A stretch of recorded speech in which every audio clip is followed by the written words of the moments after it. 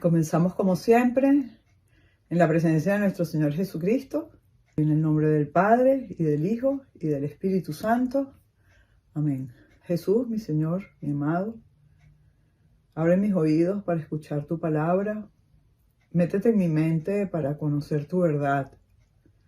Ensancha mi corazón y enciéndelo con tu amor. Alójate en mi alma para guiar mi espíritu. Nunca permitas que la tristeza o el temor o la ansiedad o la desesperanza se apoderen de mí. Y toma las riendas de mi vida, que yo te quiero ser fiel. Amén. Bueno, qué alegría estar de nuevo aquí. Bienvenidos al grupo Teología de la Salvación. Y hoy nos toca una clase que, por así decirlo, es bien bonita. Está llena de ilusión, de esperanza, de luz. Dicen esas personas que han llegado casi al momento de morir y que Dios les ha parado ese proceso, no han dado el salto completo. Muchas de esas personas coinciden en algo increíble. Dicen que ven una luz al final del túnel y una luz que no les deja ver lo que hay más allá, pero es tan intensa, tan agradable, pero a la vez no ciega. Por eso es muy agradable y te inunda todo tu ser. Pues sí, Señor, hoy vamos a hablar del cielo. Vamos a hablar de esa luz. Yo no tengo el privilegio de haber visto esa luz. A lo mejor algunos de ustedes sí. Pero yo no tengo ese privilegio y la verdad es que yo todavía no lo quiero tener. Si me preguntan, no, todavía no. Pero sí lo quisiera tener. Digamos que es como la antesala. Me supongo que la gente que se está muriendo y no va al reino de los cielos, no va a ver esa luz.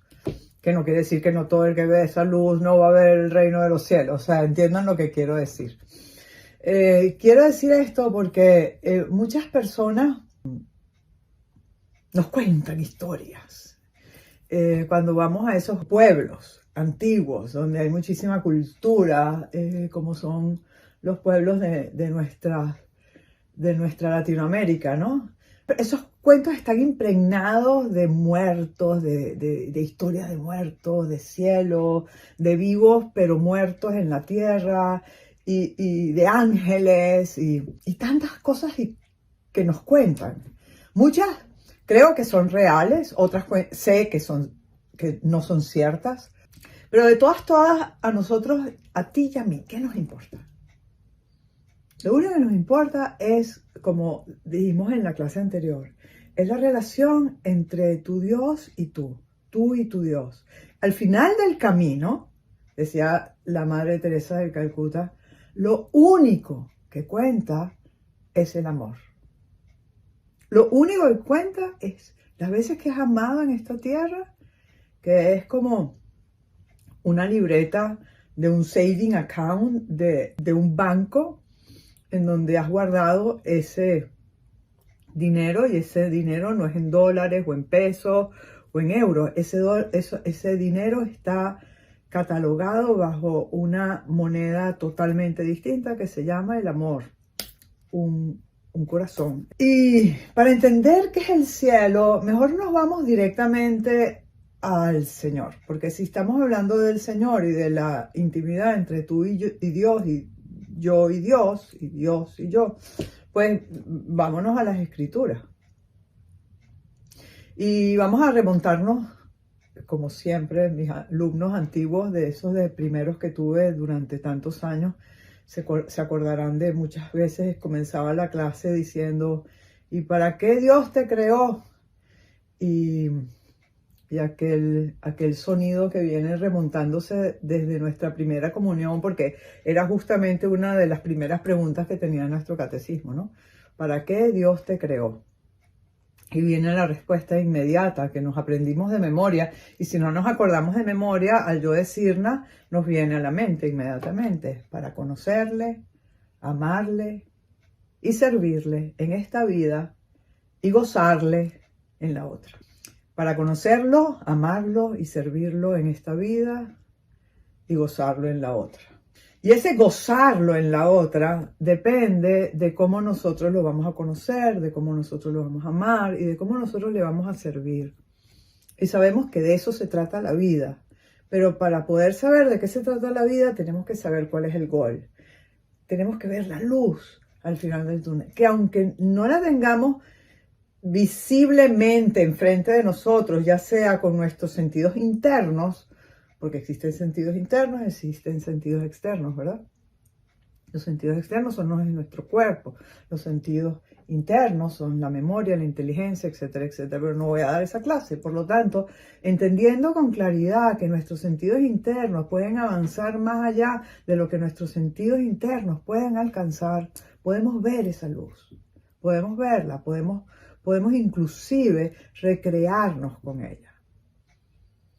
Y claro, esto pareciera una cosa de niños. Ah, que existe el cielo. Bueno, claro que es una cosa de niños. Por supuesto que es una cosa de niños. Y el que no entienda que es una cosa de niños y el que se ponga a discutir con alguien que no crea en el cielo, no lo va a entender si esa persona en realidad en su interior no es un niño. Porque el cielo solo es para niños. Siempre cuando uno dice para niños y hablando de Cristo se nos viene inmediatamente aquella frase que dijo nuestro Señor, que decía, en verdad les digo que si no se convierten y se hacen como niños, no entrarán en el reino de los cielos. Una de las tantas frases que utiliza él para describir no solamente el camino al cielo, sino que también cómo es el cielo. O sea, el camino al cielo se adquiere solo es convirtiéndonos en niños. Y el cielo está lleno de niños, en donde podremos jugar, donde podremos atendernos los unos a nosotros y sobre todo donde ese Padre Celestial, esa reina y princesa que es nuestra Madre Celestial, Santa María, van a estar todo el día ocupándose de nosotros, alimentándonos, confortándonos, regocijándonos, jugando, cantando, bailando, saboreando, porque es que de eso se trata el cielo. El cielo no se trata de más nada sino de eso. Una vez una persona que le describía el cielo me dijo, pero qué aburrido. Sí, qué aburrido. Mejor me callé porque no puedo decir más nada, qué aburrido. La verdad es que para ciertas personas es aburrido estar todo el santo día cantando, bailando, jugando, comiendo. Podemos dentro de poco entender lo que significa comer en el cielo, saboreando. Vamos a estar con nuestros abuelos, con nuestros padres, si alcanzaron ese nivel, ese estado. Y vamos a sufrir si no están. No vamos a sufrir si no están, porque Dios no nos va a hacer sufrir en el cielo. Nunca. ¿Cómo lo hará? No sé.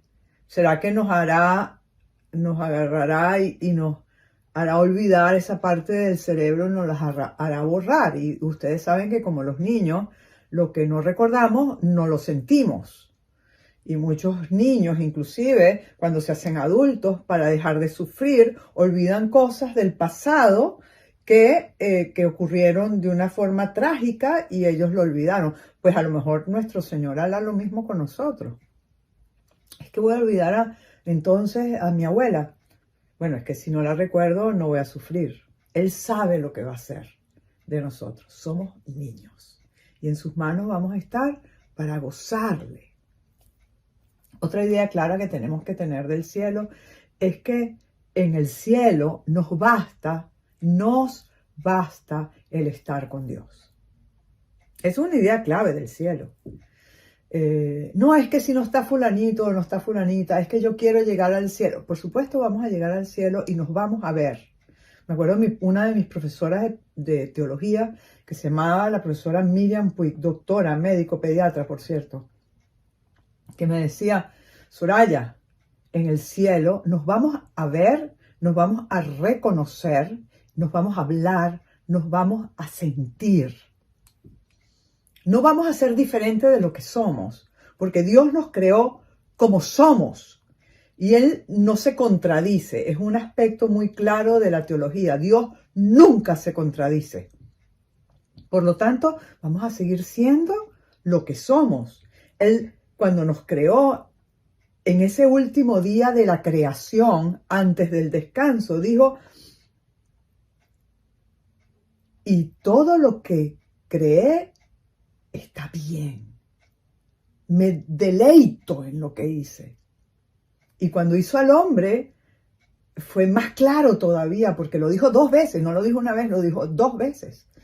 Entonces, Dios no va a contradecirse. Por lo tanto, el cielo, que es para vivos, no es para muertos, vamos a estar vivos, vamos a ser como somos, y a la vez nos basta nada más Dios. ¿Qué significa que nos basta nada más Dios?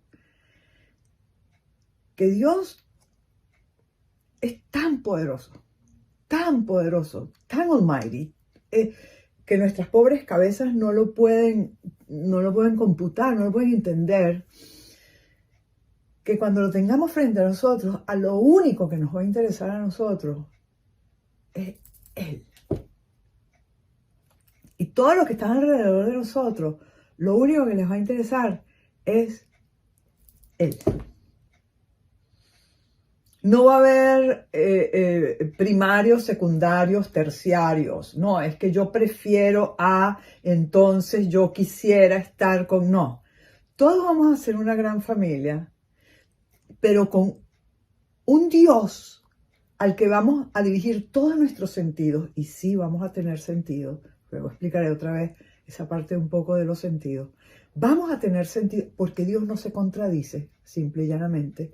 Dios no puede decir una cosa hoy y mañana otra. Dios puede explicar en una evolución momentos distintos para aclarar y magnificar lo que en un principio era nada más una idea pequeña, y la va magnificando para que nosotros entendamos más. Lo mismo que cuando nosotros hacemos con nuestros hijos, cuando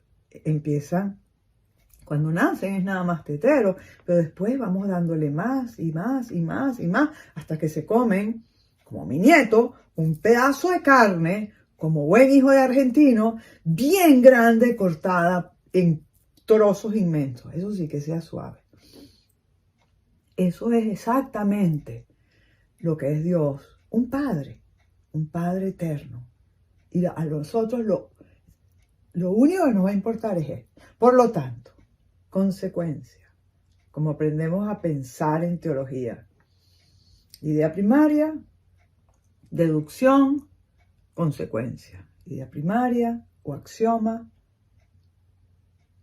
conexiones, ¿okay?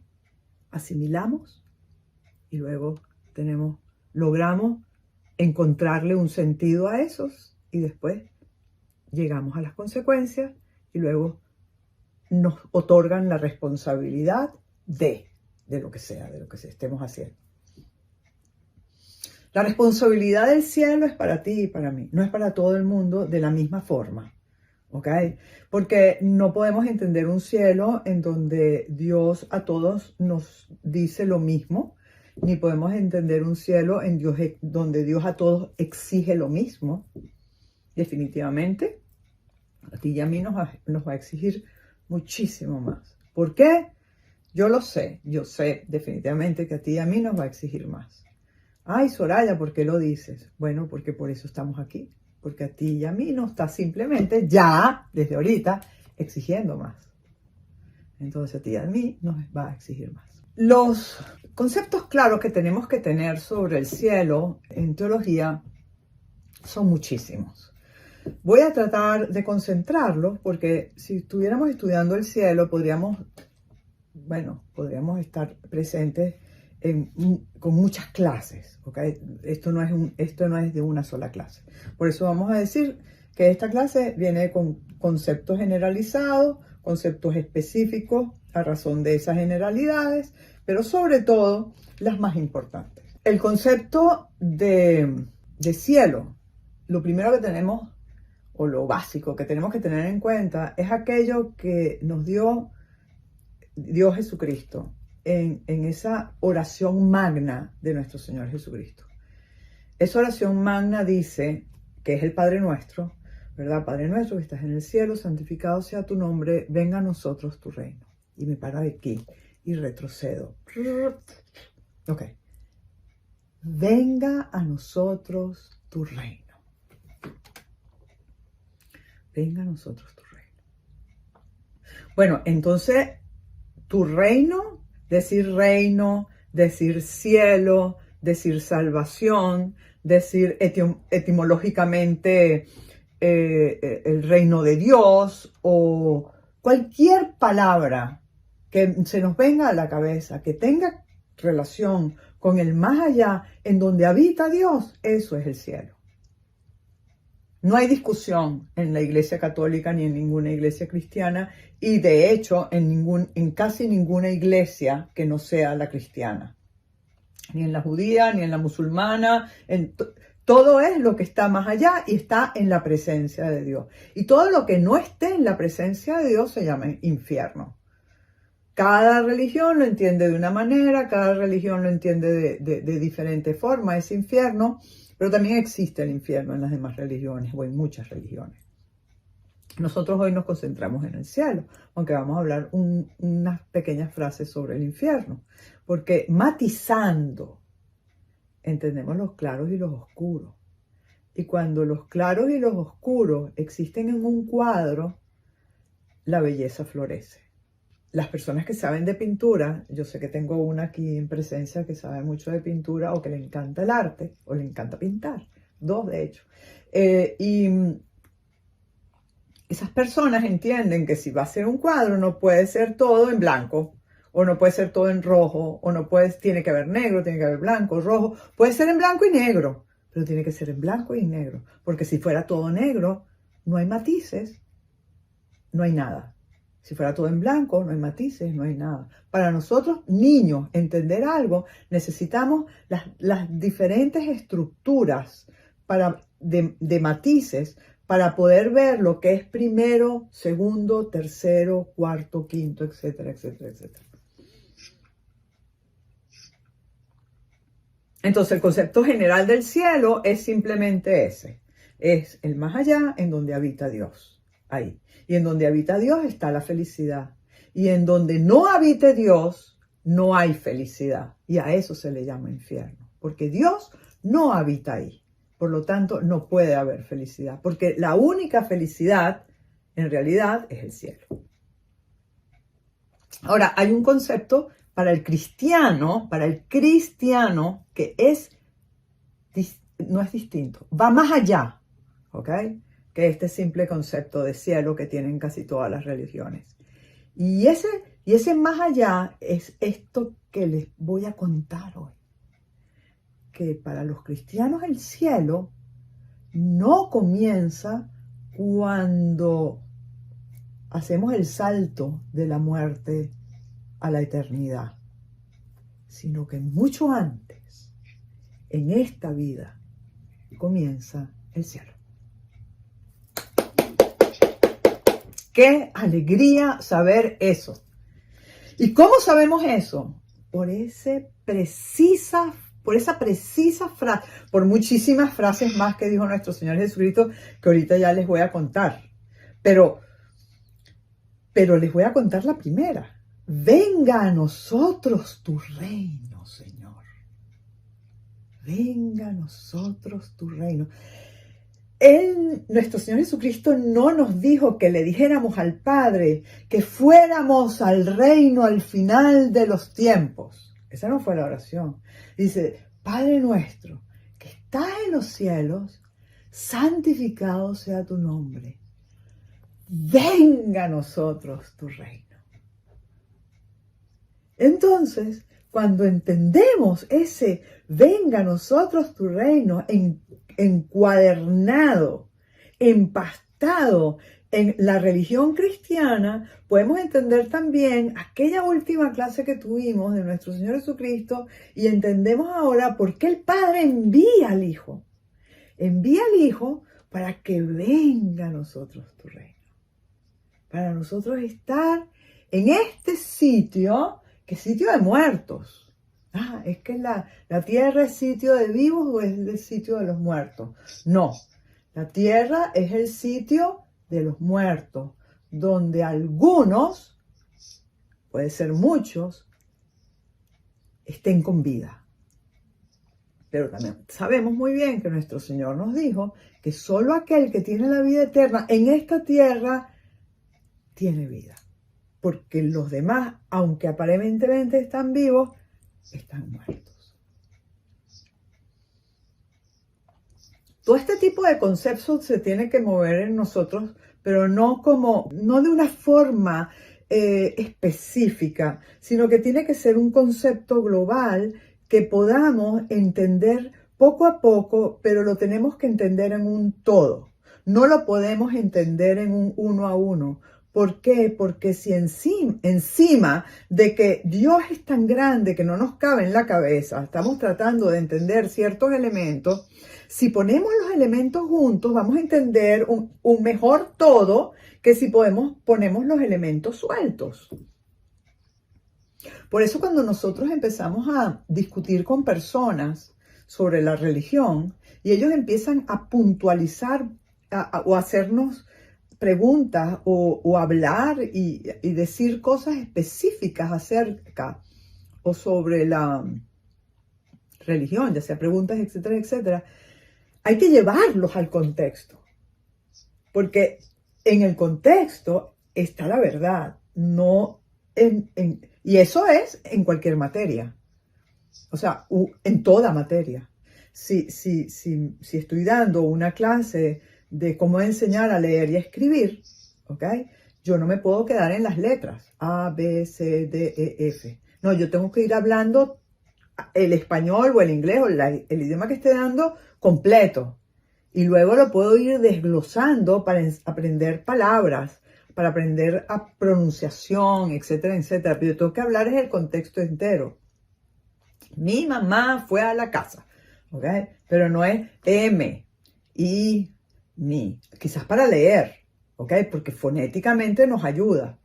Pero siempre el contexto. Y no se olviden de esto, porque es sumamente importante, no solamente ustedes que son apóstoles que pueden brindar la fe a otros, sino también para nosotros mismos, porque a veces nos enrollamos internamente porque tenemos ciertas preguntas que no encontramos respuestas. Si no encuentras respuestas a algunas preguntas es porque no lo has puesto en el contexto adecuado. Y a veces en el contexto adecuado se responden ellas mismas. Entonces, sigamos. Ahora, ¿por qué en la Biblia se habla del reino de Dios y se habla del reino de los cielos una y otra vez? El reino de Dios, el reino de los cielos. El reino de Dios, el reino de los cielos. Es totalmente conceptual, que es bueno también que ustedes lo sepan. ¿Por qué es conceptual? Porque resulta que por un lado, tenemos 4 evangelios, ¿ok? Que es el evangelio de San Juan, el evangelio de San Lucas, el evangelio de San Mateo, el evangelio de San Marcos. Los 3 primeros evangelios están referidos al mundo entero, ¿ok?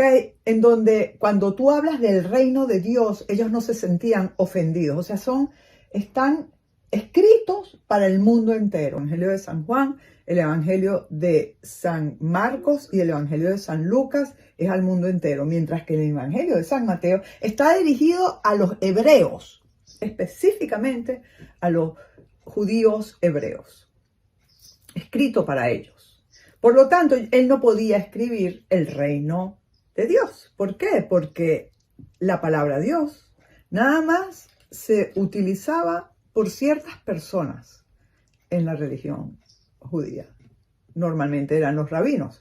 Y el que ponía en boca el nombre de Dios faltaba. Era una falta de respeto sumamente grande. Y esto viene por el mandamiento de la ley de Dios. Para el cristiano, para cualquier tipo de pagano, para cualquier tipo de persona que no supiera del judaísmo o de la religión hebrea, no importaba, porque Dios era el que nos creó. Tú a un indio venezolano le hablabas de Dios y te decía, te ponía ahí el dedito en el sol. Era lo más grande que veía, era lo más claro que te hacía dar todo, te traía la paz, la alegría y la luz de la mañana, podían ver porque había sol. Y además de esto, era el que hacía que los sembradíos pudieran dar frutos, ¿no? Se alimentaban del sol. Cosa que es increíble, esa noción que tiene el ser humano sobre lo que es Dios. Siempre un más allá, un más allá, un más allá. Entonces es bueno tener en cuenta que ese reino de Dios y ese reino de los cielos viene siendo lo mismo, pero es cuestión de lenguaje. Ahora, estamos en una sociedad y en un momento histórico hoy en día sumamente importante. Lo siento no solamente a nivel de sentimiento, lo siento también a través con mis sentidos internos, con mi memoria, con mi inteligencia, y estoy segura que ustedes también. Este momento histórico que estamos viviendo está claramente, se está estableciendo para que el ser humano tenga una nueva forma de dignidad. Lo llaman dignidad, ¿ok? Anteriormente nuestra dignidad como seres humanos estaban centradas en las virtudes, en las enseñanzas de Cristo. Era una cultura judeocristiana, por lo menos todo este lado del mundo, e inclusive del otro lado del mundo, partes del otro lado del mundo. Ahora esas ideas han sido pateadas, pisadas, y se imponen nuevas ideas, y son ideas opuestas, y las llaman nuevas. Y les digo, y ustedes saben bien que no son nuevas, son tan viejas como el demonio. Esas ideas vienen a desvirtuar el concepto de salvación eterna. Vienen a actualizarnos en lo único que importa es lo que estemos viviendo hoy y de la hora. Esas nuevas ideas nos están minimizando a nosotros el rol protagonista de la bondad. Nos están cambiando el protagonismo de la bondad a otro tipo de bondad que quieren establecer. Ellas provienen, como ustedes también bien saben, de pragmatismo, de un escepticismo, y es un escepticismo viral, lo llamo yo. Perdónenme la inclusión de los elementos modernos. Es escepticismo viral, o sea, todo es redes. Entonces, lo que esté en la red funciona, lo que esté en la red es lo que sirve, lo que esté en la red es lo real. Entonces nos van llenando de imágenes, en donde nos van solapando el espíritu, y el espíritu no puede hablar, no te puedes encontrar con tu espíritu. Y cuando no te puedes encontrar con tu espíritu, no te puedes encontrar con Dios, porque Dios habita en tu espíritu. Se apodera de tu cuerpo siempre y cuando habita en tu espíritu. Y ese secularismo que está investido como de una aparente caridad, ¿ok? Es que yo soy muy buena o yo soy muy bueno porque esto y esto y esto y esto. Y es una aparente caridad porque destruye las bases y la filosofía cristiana, destruye todo aquello que nuestro Señor Jesucristo nos ha enseñado. Entonces, tú y yo, primero no podemos decir, ¡ay, qué miedo, qué horrible! Vayamos todos y pongámonos todos juntos entonces. Nos vamos a un sitio, vamos a comprar un país y vamos a meternos todos en ese país. No, tú y yo estamos en el medio del mundo. Y al final Jesús dijo, va a dividir el cuento, ¿verdad? Y mientras más estemos en el mundo, mejor.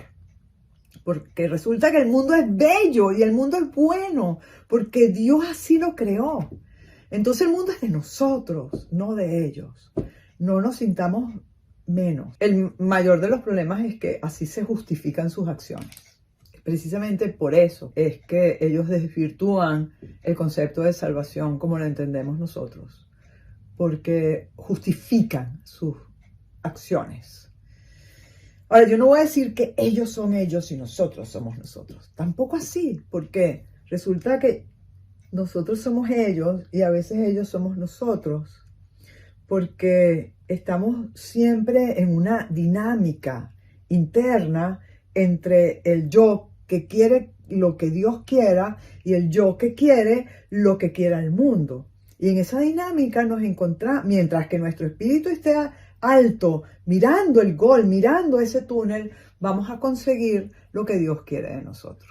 Para aquellas personas que tienen una mentalidad filosófica, que estoy segura que todos los que estamos aquí presentes la tienen, saben bien que simplemente todo esto, cuando hablo de ellos, hablo del ateísmo, que pretende imponer la anarquía moral, la anarquía social como pensamiento predominante en una sociedad que está aparentemente muy bien organizada, porque ellos la pueden organizar muy bien. El método que utilizan es desviar nuestros sentidos a través de los medios de comunicación, empujándonos al materialismo, al relativismo, al escepticismo y al sensualismo, porque al final de cuentas, para ellos, lo único que vale es lo que sienten. Si me hace sentir bien, eso es bueno. Si me hace sentir mal, eso es malo. Pero resulta que cuántas veces hemos hecho cosas que nos hacen sentir mal y nos sentimos triunfadores, porque sabemos no es que nos hacen sentir bien, sino que vayan al bien. Vayan al bien. Bueno, y al final de cuentas lo que quieren es desensamblar o minimizar el concepto de eternidad a través de un relativismo. Todo es relativo. No existe moral, nada está cierto.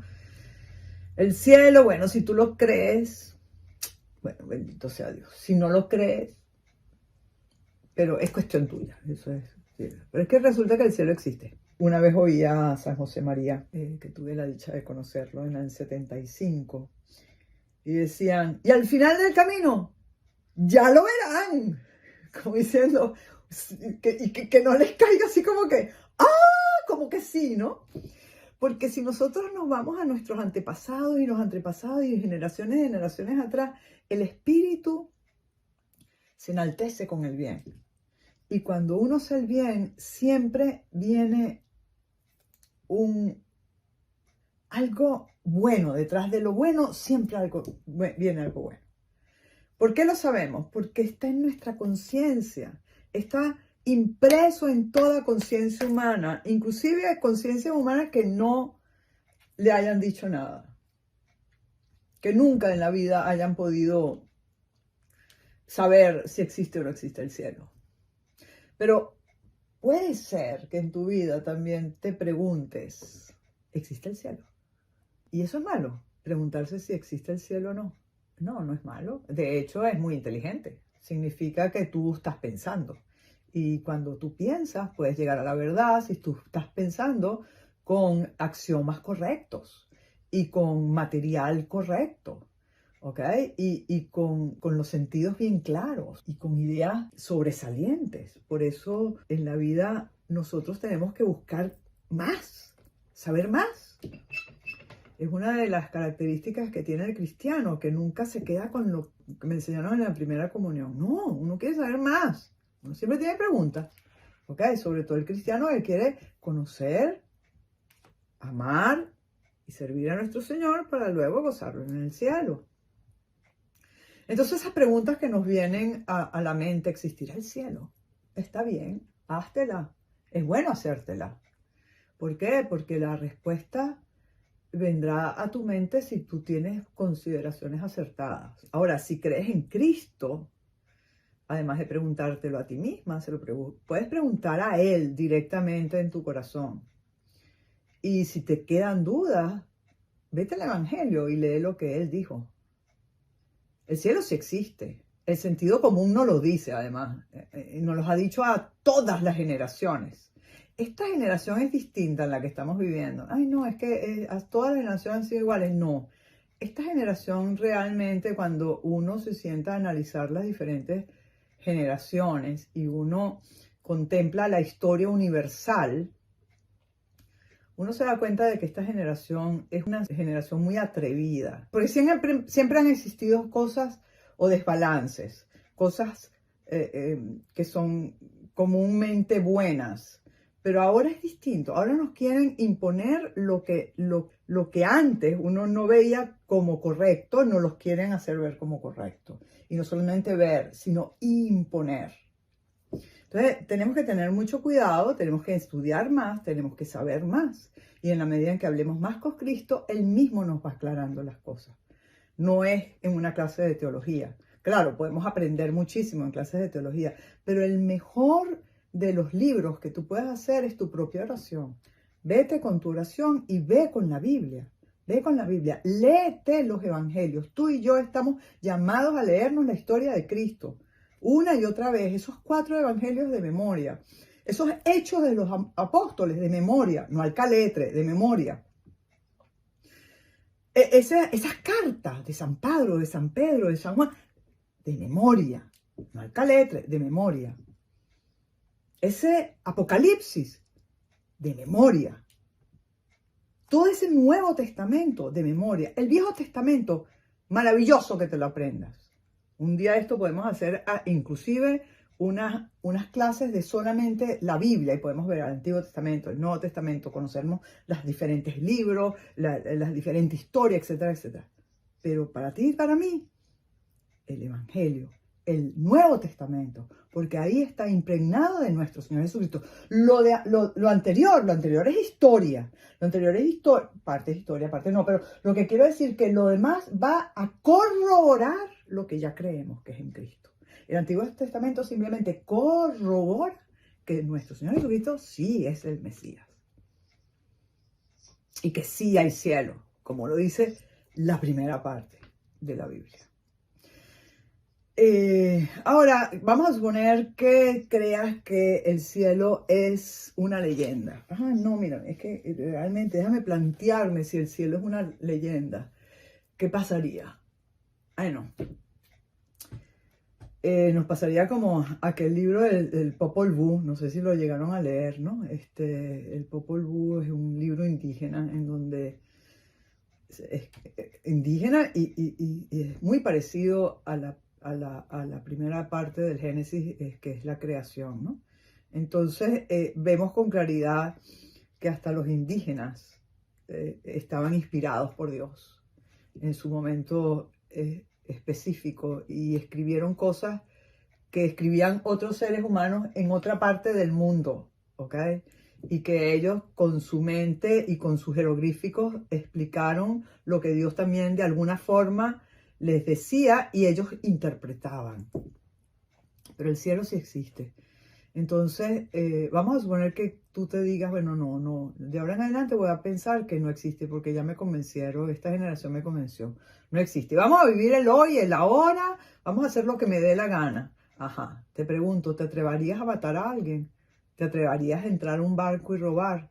¿Te atreverías a entrar, quitarle a tu vecina el limpiaparabrisas del carro porque tú no tienes limpiaparabrisas en el carro y el tuyo se echó a perder? ¿Te atreverías a todo eso? La respuesta es no. Y si llegásemos a hacerlo, ¿qué hacemos? Inmediatamente le pediríamos perdón a Dios. ¿Sabemos que tenemos el perdón? Claro que sabemos que tenemos el perdón. Porque la confesión es el medio para pedir perdón al Señor. Primero verbalmente, directamente con Él y después en el confesionario. Y que no nos quede, que nunca pensemos que eso no es así.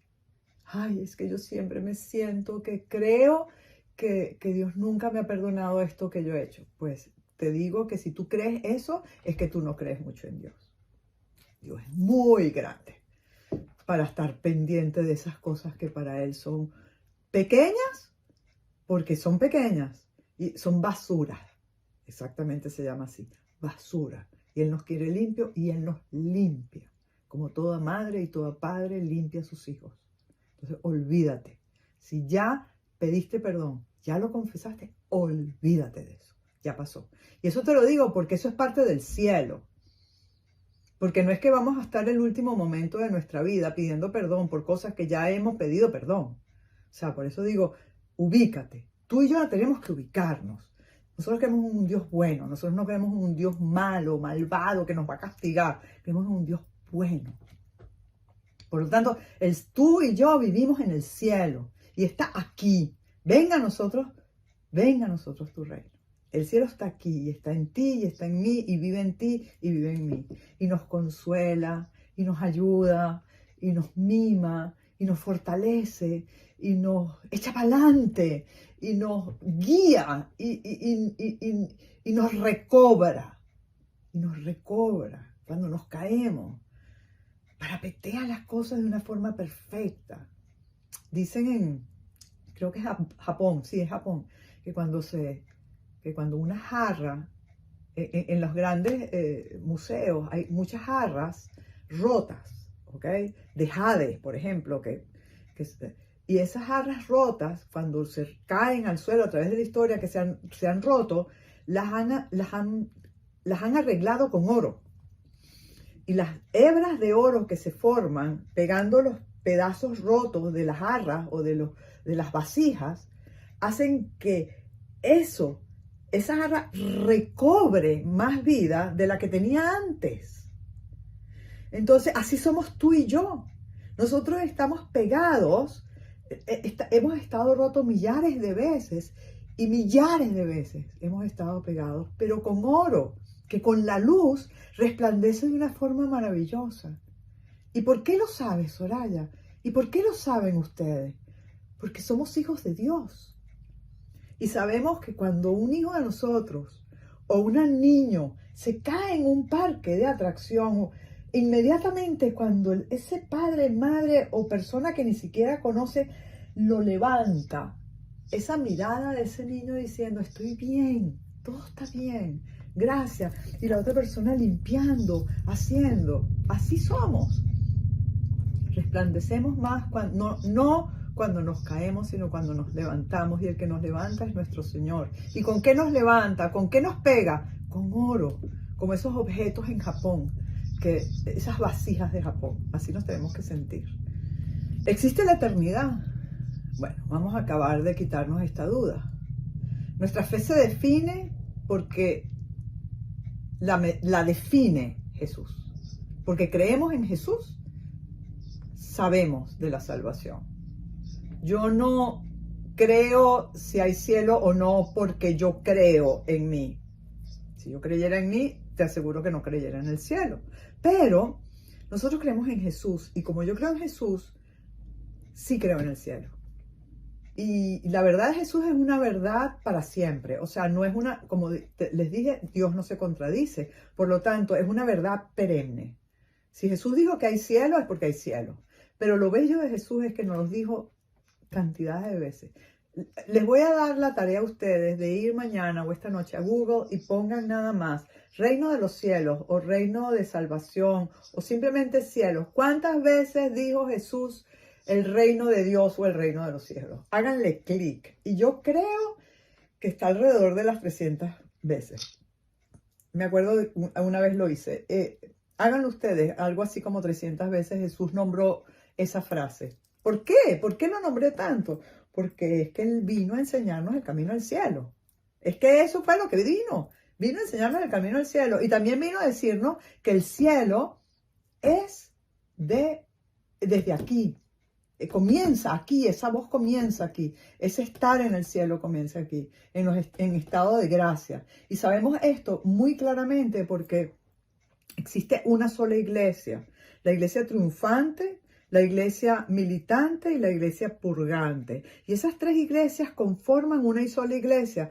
Por eso cuando la gente comienza a hablar nada más de la iglesia como la iglesia humana, digan, miren, se quedaron cortos, acuérdense, no es solamente la iglesia humana, es la iglesia militante. Aquí, esta es la iglesia de las tres en la que todavía está en camino. Las otras llegaron. Por eso la diferencia es grande. Entonces, ¿cómo se organiza el cielo? Bueno, el cielo, primero que nada, tenemos que saber que esa iglesia triunfante es el cielo. también. O sea que esa iglesia triunfante que también está en el purgatorio y también está en la iglesia militante y que toda junta se conecta y forman lo que se llama la comunión de los santos. En el credo uno dice, creo en la comunión de los santos. En todos los domingos en misa uno dice en el credo, creo en la comunión de los santos. Es justamente eso, esa iglesia, esas tres partes de la iglesia que hacen una, se compactan y una y otra se va retroalimentando.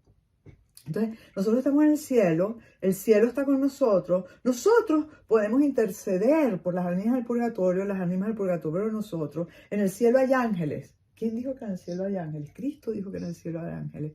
¡Qué maravilla! ¿Y los ángeles también están aquí? Sí, Jesús también dijo que los ángeles están aquí, que te enviaré a los ángeles. Le envió a María un ángel. O sea, es una sola iglesia que se compacta en tres partes compactadas. Y eso es el reino de los cielos. En el Antiguo Testamento se llama la tierra prometida, que estaba especificada en un área para aquellos primeros hebreos, para que pudieran construir la primera religión monoteísta, que eso fue lo que encauzó nuestro Señor Dios para poder así venir donde el mundo entero era politeísta. Para poder venir y hacerle entender al mundo, tenía que llegar a una religión monoteísta. Por lo tanto, la tenía que construir, porque solamente inspirada por Dios tenía que ser. Porque si no, el hombre no puede llegar a Dios por sí mismo. Puede llegar a Dios solamente si Dios lo lleva a Dios. Por eso Jesús es encarnado. No sé si es demasiado material en un solo momento o es que ya estoy sudando de tanta emoción que tengo dentro de mí. Pero es que cuando me pongo a pensar en el cielo, en nuestro Señor y en todo lo que nos espera, digo, ya con eso, ya comienzo a estar feliz. Ya con eso empiezo a estar feliz. No hay cosa más linda ver a un niño cuando uno se va de vacaciones. Y dígame si va a Disney, ¿no? Tú le dices a un niño que va a Disneyland. Y ese niño, muchísimos días antes, ya está que no puede dormir, que no puede con él. ¿Por qué? Porque nada más de imaginarse la maravilla que va a obtener, ¿okay? Es más grande que él. Pues el cielo es más grande que nosotros y por eso Dios deja y nos permite que vengan esas ansias a nosotros. Ahora, el cielo es una monarquía y específicamente lo llamamos en teología no lo llamamos monarquía, lo llamamos una teocracia. Es en donde Dios es el centro de todo y Él ordena todo cuanto en Él habita y a quienes estemos en Él. Entonces esa teocracia, o humanamente hablando decimos monarquía, ¿verdad? Es un solo Dios y Él es el que manda, Él es el que organiza, Él es el que decide, ¿ok? Así es el cielo. ¿Y cómo sabes tú que el cielo es así? Bueno, tú y yo sabemos que el cielo es así porque en Juan 18:36 hubo un momento en que Pilato se enfrenta a Jesús para tratar de quitarle los cargos y dejarlo libre. Porque en el fondo Pilato sabía que él no había hecho nada malo. Pilato era un hombre de bien, pero no tenía las fuerzas. El problema social que tenía él en ese tiempo era muy grande entre los romanos y las fuerzas judías de los grandes fariseos. Y entonces Pilato se encuentra con que tiene que decidir y llega un momento en que Pilato le dice, ¿no? Y lo encara y le dice, y Jesús le responde en Juan 18:36 está escrito, dice, mi realeza no es de este mundo. Si mi realeza fuera de este mundo, los que están a mi servicio habrían combatido para que yo no fuera entregado a los judíos. Pero mi realeza no es de aquí. Y Pilato le dijo, entonces tú eres rey. Jesús respondió, tú lo dices, yo soy rey. Para esto he nacido y he venido al mundo, para dar testimonio de la verdad. El que es de la verdad, escucha mi voz. Y precisamente por eso no todos escuchan la voz del Señor, porque no todo el mundo quiere la verdad, sino quiere oír su propia verdad. Hay que rezar mucho por el mundo y está en manos de nosotros. Si todos nosotros los cristianos rezáramos más, el reino de Dios se habría establecido de una forma más concreta y más grande en la tierra, inclusive con los demonios alrededor de nosotros, porque sabemos por el Apocalipsis que ellos también conviven con nosotros, ¿ok? Y ese estar en la verdad nos lleva a la verdad y nos lleva a escuchar su voz. ¿Cuántas veces nuestro Señor habló de que éramos ovejas y que escuchábamos la voz del amo? Y el que escucha la voz del amo va hacia el amo. Pero aquel que es del mismo redil y se va de un ladito, él inmediatamente lo agarra y lo trae porque sigue siendo del amo. Y eso es la tierra prometida, es estar en la iglesia, en esa iglesia universal. Por eso la iglesia católica se llama universal.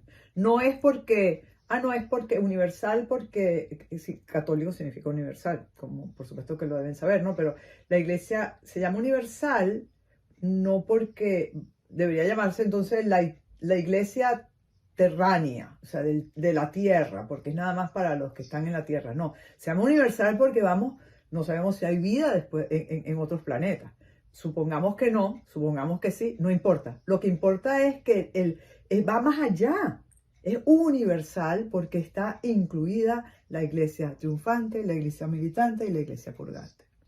La iglesia purgante es simplemente los que esperan en Cristo. Una iglesia purgante es aquella que cuando se despertó después del salto de la muerte, se encontró en un sitio que todavía no es el final, pero que está agradado en donde está. Puede que esté no tan cómodo como lo estaba antes, pero no menos cómodo de lo que va a estar después. Y es que en esta vida todo es un proceso, y cuando vemos el proceso es fácil entender por qué existe el purgatorio. Muy fácil entenderlo. Cuando los niños vienen al mundo, vienen en las panzas de sus madres. No vienen al mundo afuera de una vez. ¿Okay? Cuando un pollito viene al mundo, viene en un huevito. Y así todo. Y todo tiene un proceso. Y la belleza de la creación se va haciendo como un proceso. Cuando una persona muere, ¿okay?, no pasa al cielo inmediatamente. ¿Y cómo lo sabe, Soraya? Bueno, Jesús lo dice en un momento determinado. No vamos a hablar ahorita del purgatorio, pero sí lo quiero aclarar porque es la otra vida. Todo es un proceso. Todo es un proceso. No tenemos por qué dudar cuando lo que vemos, obviamente, nos dice que nuestro Dios habla en la naturaleza a través de procesos. Y es fácil entender que entre el proceso de la muerte y la llegada al cielo, o el destino final que puede ser el no estar en la presencia de Dios, que viene siendo el infierno, sea un proceso.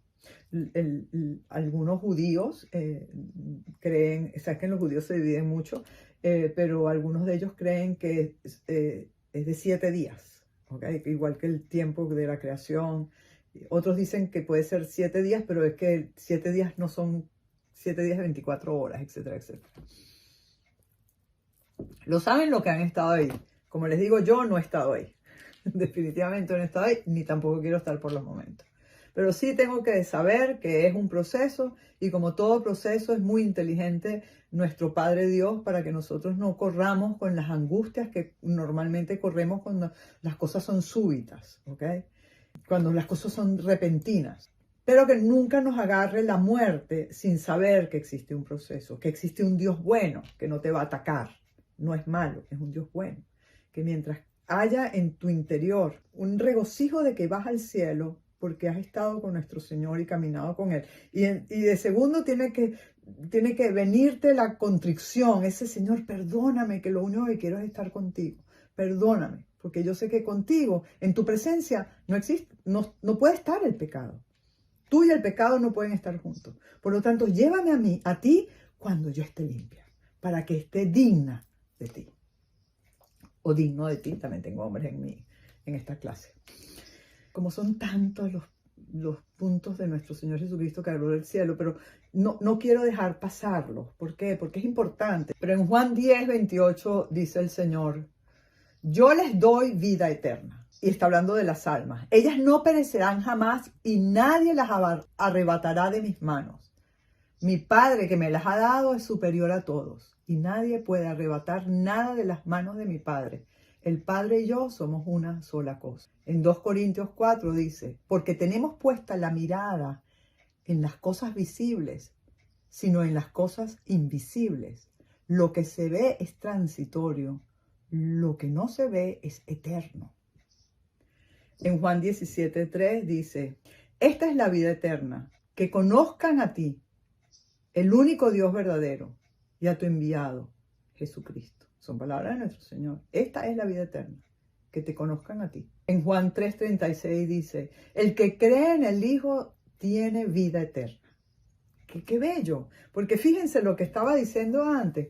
No es que tendrán la vida eterna, no. El que cree en el Hijo tiene, es un verbo en presente, tiene vida eterna. El que se niega a creer en el Hijo no verá la vida, sino que la ira de Dios pesa sobre él. Que la ira de Dios pesa sobre él. Juan 3:36. El que cree en el Hijo tiene vida eterna. El que se niega a creer en el Hijo no verá la vida. No verá la vida, sino que la ira de Dios pesará sobre él. En Juan 3:17 dice, si Dios amó tanto al mundo que entregó a su único Hijo unigénito, para que todo el mundo crea en Él y no muera, sino que tenga vida eterna. En Mateo 7:13 dice, entren por la puerta estrecha, porque es ancha la puerta y espacioso el camino que lleva a la perdición, y son muchos los que van a ir por allí. Pero es angosta la puerta y estrecho el camino que lleva a la vida eterna, y son pocos los que lo encuentran.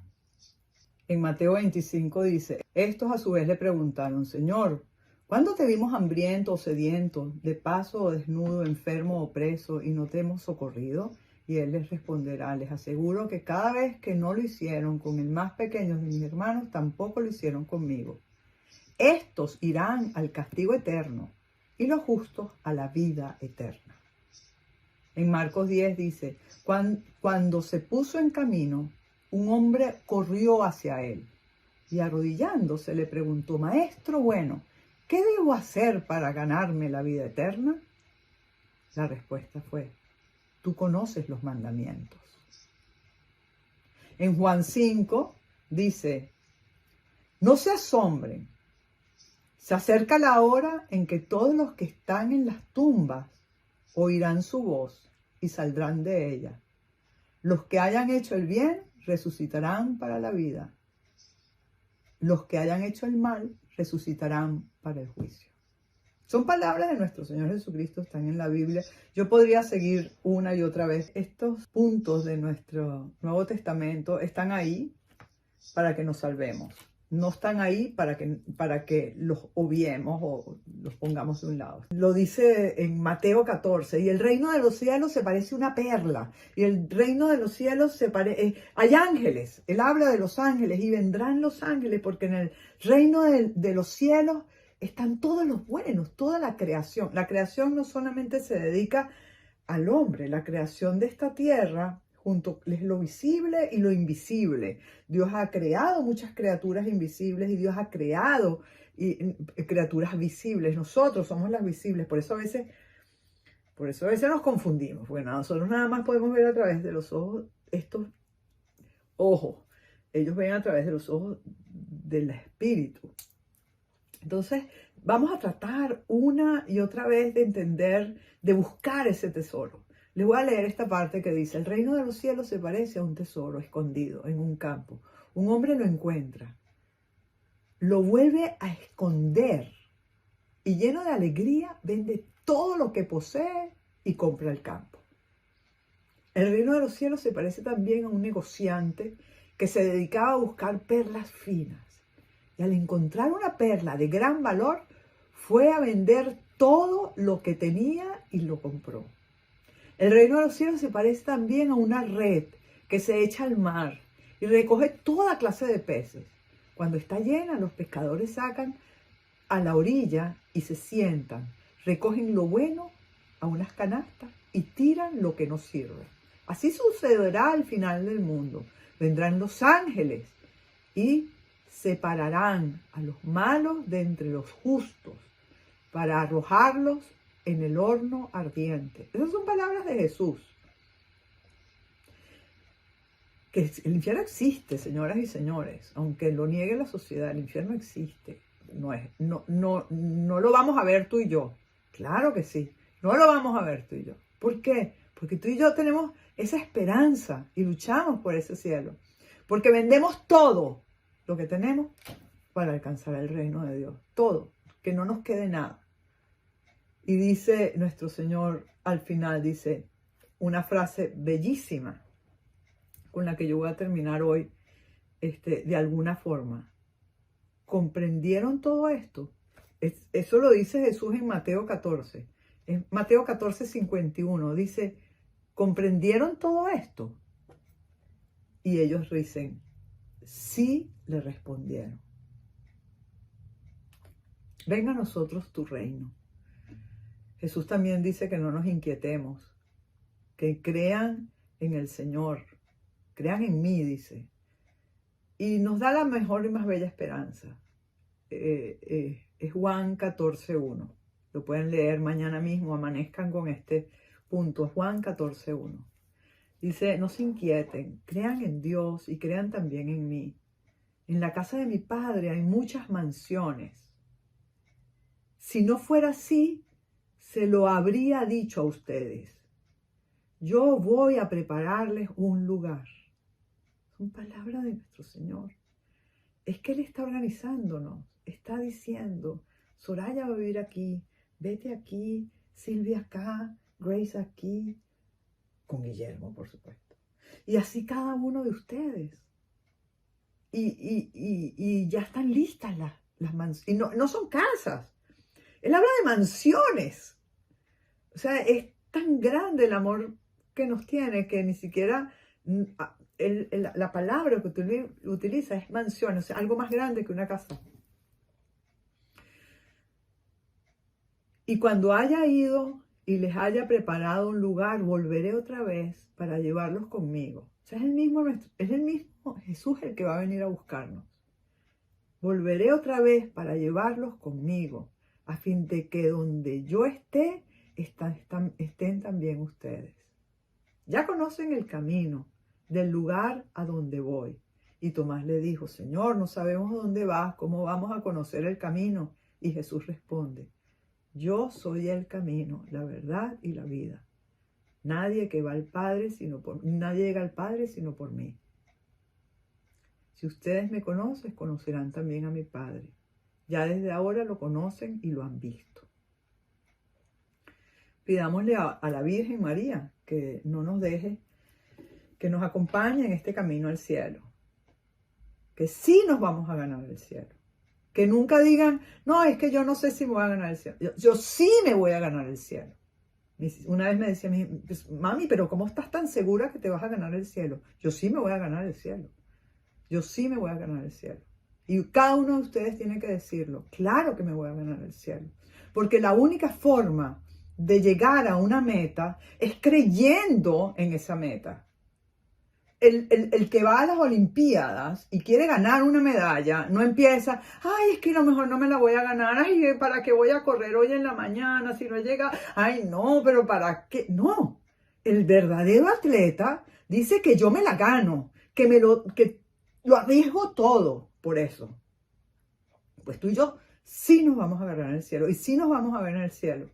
Y sí vamos a estar todos juntos, sí lo vamos a hacer, sí vamos a estar con nuestro Señor Jesucristo. Pero necesitamos mucha ayuda, mucha oración. La oración tuya y mía vale. Y yo rezo por ustedes, les pido que ustedes también recen por mí. Y ustedes por mi familia y yo por las familias de ustedes. Porque al cielo no nos vamos solos. Que al cielo arrastro yo toda mi familia, toda, completa. Vamos a pedirle a la Señora, a nuestra Madre, con una y otra vez repitiendo: corazón dulcísimo de María, prepáranos un camino seguro. Corazón dulcísimo de María, prepáranos un camino seguro. Corazón dulcísimo de María, prepáranos un camino seguro. Ella nos va a tomar de la mano, seguro, seguro, seguro. Al final de ese camino va a estar ella y ella nos va a entregar a nuestro Señor, ella. Y entonces va a pasar lo que pasó el día de las bodas de Caná. Ella le va a decir al Señor: llévalo o llévala a tu seno, hijo mío. ¿Y qué va a hacer el hijo? Va a hacer exactamente lo que pasó en las bodas de Caná. El hijo va a hacer lo que le dijo la madre. Porque eso hace un buen hijo. Hacer lo que dice mamá. Y nuestra mamá, ella es nuestra abogada. Ella es nuestra fuerza. Ella es una mamá. No hay cosa más bella que ver una mamá. Cuando me sentaba yo fui directora muchos años de 3 diferentes colegios, ¿no? Pero era bello ver a una mamá abogando por su hijo. O sea, cuando el niño hacía algo que era un desastre. Y entonces uno, como directora, se sentaba y decía: bueno, vamos a ver. Vamos a analizar la conducta de su hijo. Y esa persona lo único que hacía era hablar maravillas de su niño. Pues así es nuestra madre. Ella no es diferente a nosotras. Así somos las madres. Y ella es una madre. Así fue nuestra madre. Tu madre y mi madre fueron así. Madres que no se achicopalaban. Madres que no se enfriaban. Madres apasionadas por sus hijos. Así es nuestra madre con nosotros. Finalicemos en el día de hoy con un Ave María, repitiendo: corazón dulcísimo de María, prepáranos un camino seguro. La muletilla: y danos la salvación. Te salve María, llena eres de gracia, el Señor es contigo. Bendita tú eres entre todas las mujeres, y bendito sea el fruto de tu vientre, Jesús. Santa María, Madre de Dios, ruega por nosotros pecadores, ahora y en la hora de nuestra muerte. Amén. Jesús, María y José, que estemos siempre con los tres. Amén.